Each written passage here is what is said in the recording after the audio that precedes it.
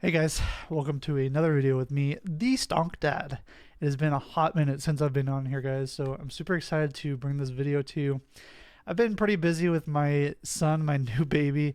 It's actually kind of crazy how fast time went by, and I haven't made a video since he was born, or roughly around the same time he was born, and I feel bad. I left you guys hanging, so I'm off today. I have no children in the house. They went out of town, so guess what I'm doing? I'm making a video for the first time in several months.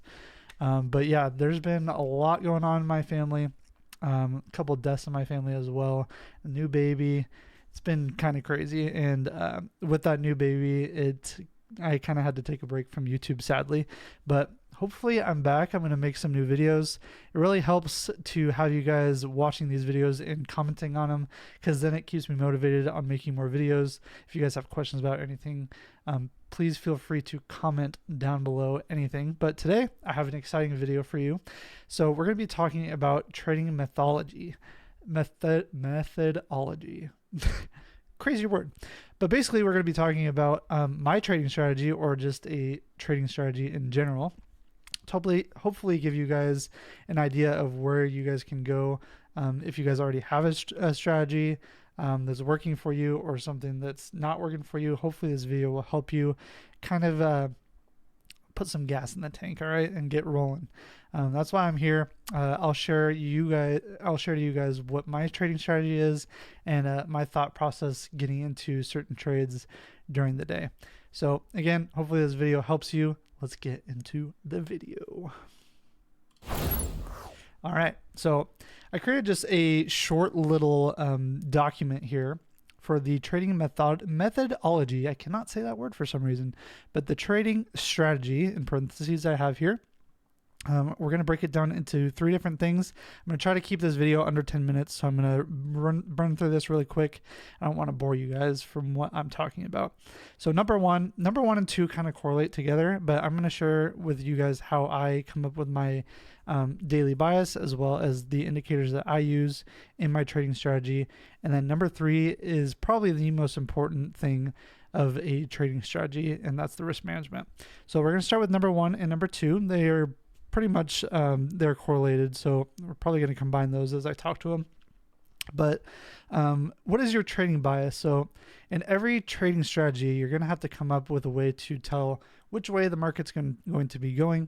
I use a couple different things, and I will share those things with you. And if you guys are pretty seasoned in my videos, you know exactly what I'm talking about.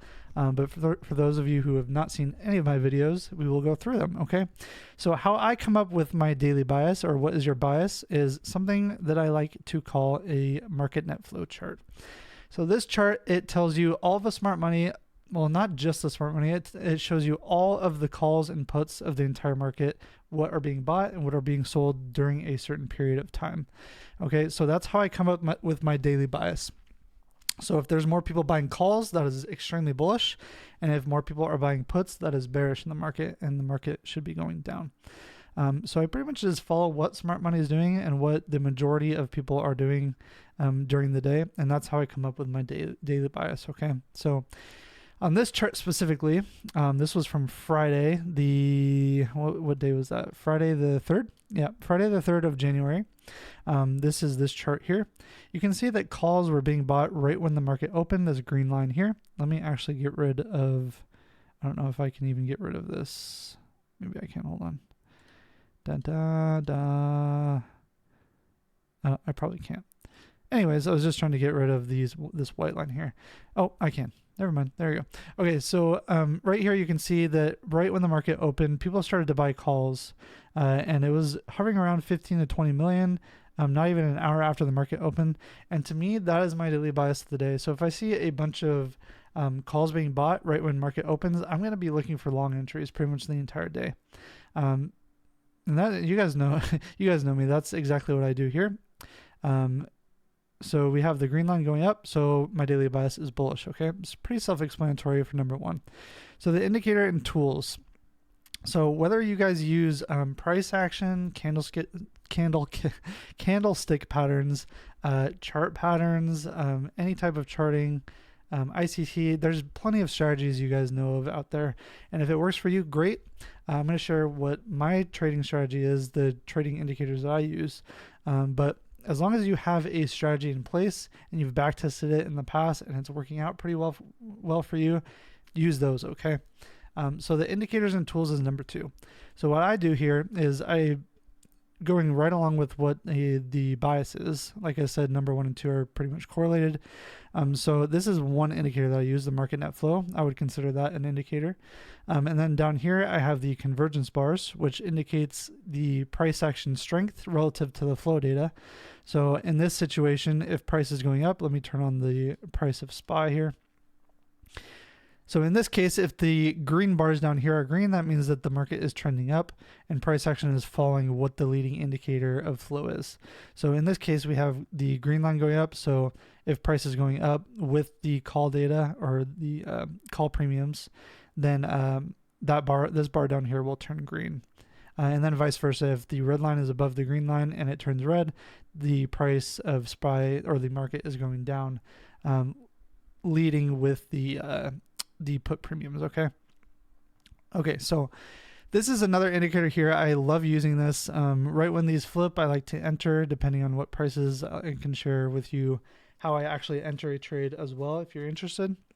But that is just another indicator that I use. I mainly use 3 indicators: market net flow, convergence, and then I also use these GEX levels down here. So I'm not going to get very deep into the gamma exposure levels because I have plenty of videos on that actually. But basically, for the sake of this video, if a negative gamma exposure level is going negative, I said that negative gamma exposure. If a gamma exposure level is going negative, price should follow suit towards that negative level. If that confuses you, please go back and look at the guides that I have for gamma exposure. They're very insightful, but I'm going to leave it at that. But this is just another indicator that I use to track where I think price is going to be going, and also price targets and take profit levels as well. Okay, so those are the indicators I use. I also use a couple of other ones. I don't want to use too many of them because then it gets confusing, but I also use EMAs for entries, which you can see on my chart over here on the right side. Once EMAs flip and retest this cloud here, I like entering on those as well. So let's get on into the risk management section because I'm going to be talking about that for a couple minutes before the end of this video. But if you guys are interested of my complete write-up of my strategy, you can go on over to the Stonk Dad. Search me up on Twitter. Here we are. This Stonk Dad on Twitter right here. And I have, I have a pinned tweet here going over my net flow strategy. I write it up very, very well. I'll probably do an updated one because it's been about 2 years since I updated this one. And there's a couple of other things that I've been doing lately with my strategy that I've tweaked, but I haven't really changed it for the most part. It's about the same. But if you guys are interested, head on over there. Give me a follow, please. And you can read that strategy there, okay? So number 3, risk management. I feel like this is probably the most important part of a trading strategy. A lot of people have issues with this, okay, guys? So I'm going to actually write this up in the thing for you guys. This is exactly what I do for my trades. So as long as I have my daily bias, okay, so for example, on Friday, I was bullish. I was looking for long entries, okay? Indicators, as long as you have a trading strategy that works for you, you've backtested it and it works, use those indicators, okay? For me, I use market net flow, gamma exposure levels, EMAs, and the whole shipping convergence. Number 3, risk management. So I see a lot of people lately they've just been busting their accounts. I trade futures, so if you're involved in a prop firm, you have to pass a test before you get funded, and even if you get funded, you can blow up those accounts and you have to start over. You have to start over again.